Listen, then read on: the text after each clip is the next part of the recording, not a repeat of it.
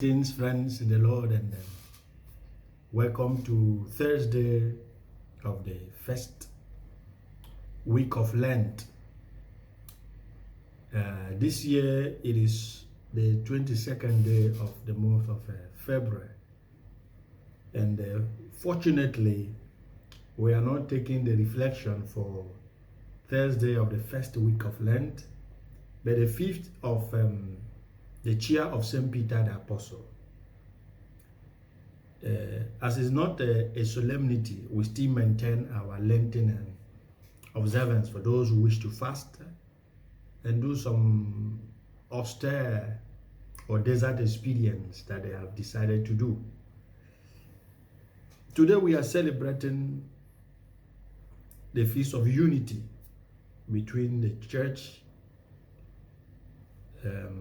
leaders, among the church leaders, the Pope, and a successive unity between St. Peter and all the successors of Peter till our time. We have Pope Francis, and the unity also that he shares with all the bishops of the Catholic Church. Today we are reading from the first letter of St. Peter chapter 5 verse 1 to 4, Psalm 23, 1 to 6. Matthew chapter 16, 13 to 19. According to Pope John Paul II, on the feast of the chair of Peter, the liturgy once again offers us the famous oracle of the prophet Ezekiel, in which God reveals himself as the shepherd of his people. Indeed, the chair is inseparable from the pastoral staff, because Christ, teacher and Lord, came to us as the good shepherd.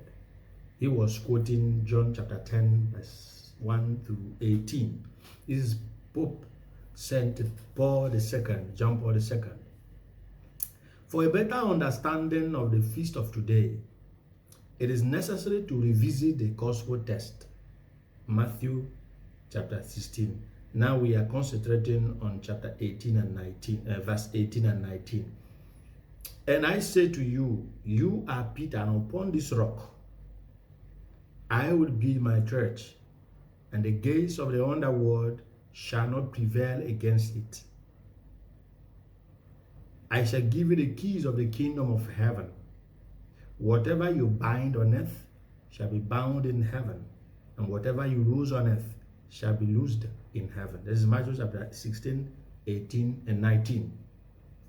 We have the impression that it is all about the authority that Jesus gave to Peter to be the shepherd of the church as his vicar here on earth. But if you may ask, does the death of Peter imply that the church is in a state of destitution?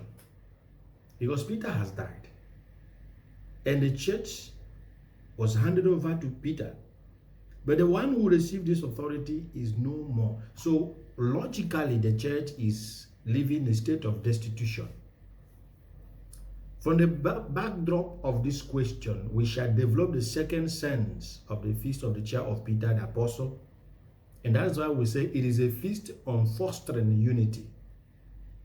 It is a feast on fostering unity. Peter the rock and the chair of Peter. The feast has been celebrated since the 4th century in Rome to recall how Christ named the Galilean fisherman the shepherd of his flock, that is Peter.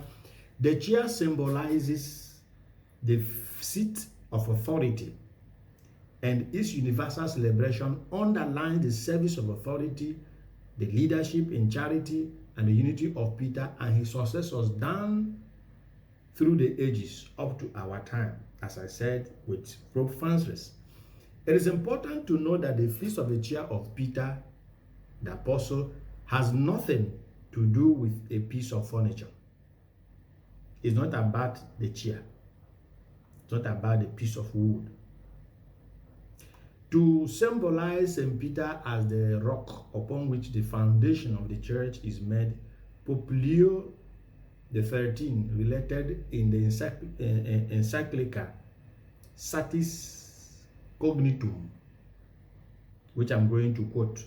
He said, in Satis Cognitum, he said, it is clear that the will and the command of God, that by the will and the command of God, the church rests upon St. Peter, just as a building rests on its foundation.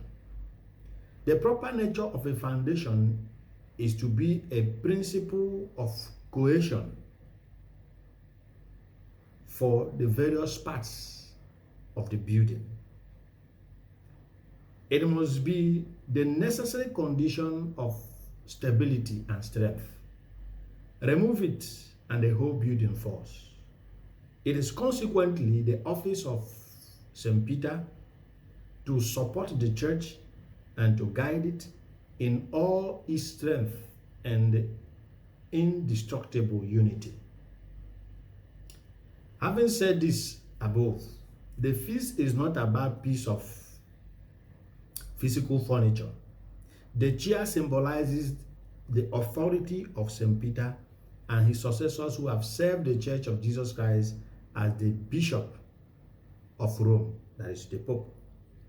As a matter of fact, in Rome's St. Peter's Basilica, there is a chair enshrined in the sumptuous altar of the chair of St. Peter by the great architect Bernini. Still, it is a symbol representing, if you like, 2,000-year-old papacy or above, and the unity of the Pope that continues to bring the Catholic Church around the world.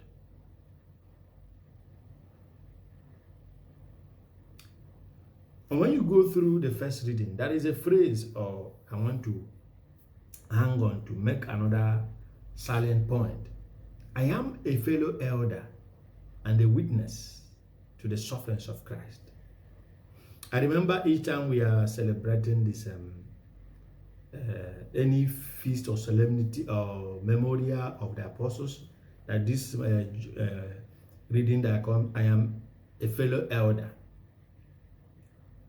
In the first reading, Peter says that pastors who faithfully shepherd their flock will be rewarded when Jesus returns. Their work and sacrifices are not made in vain. God sees and rewards. But that is true for all of us.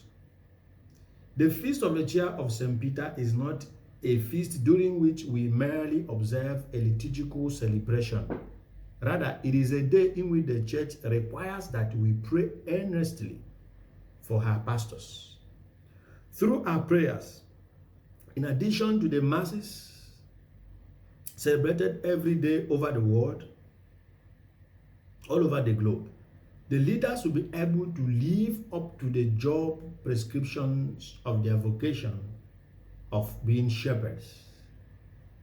For according to this first reading, pastors, shepherds of God's flock, should serve willingly. It's not an imposition. You are not saying because the people of God will do 1, 2, 3 for you.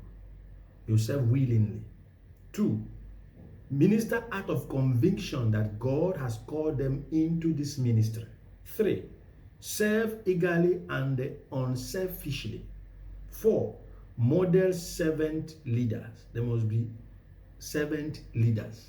There must be model of how to serve as leaders, not to lord it over the faithful. 5, see themselves as stewards, those who will one day give account of their stewardship. They are not boss. Even though the position grants them certain privileges that make them feel that they are boss, they are servant. But servant that can dish orders. in order to correct things and make the things move. As you know, the driver is the head, the captain, but he's rendering a service to the passengers. And that is why after every landing, the pilot in a plane will tell you, thank you for being with us. I'm happy for having you on board. Thank you for flying with us. Because he has led you well to your destination. He thanks you for the confidence. For these, dear friends in Christ, we must pray. We are not just coming to mark this feast today and just go. And that's why we must pray. And as we say, Saint Peter, you were a weak and sinful man, but God entrusted you with great responsibility. Please, pray for us. Pray for me. Pray for your church. That despite my unworthiness, I may be open to all that God entrusts to me and may use those gifts for his glory and the salvation of souls. Saint Peter and all your successors in heaven, pray for me.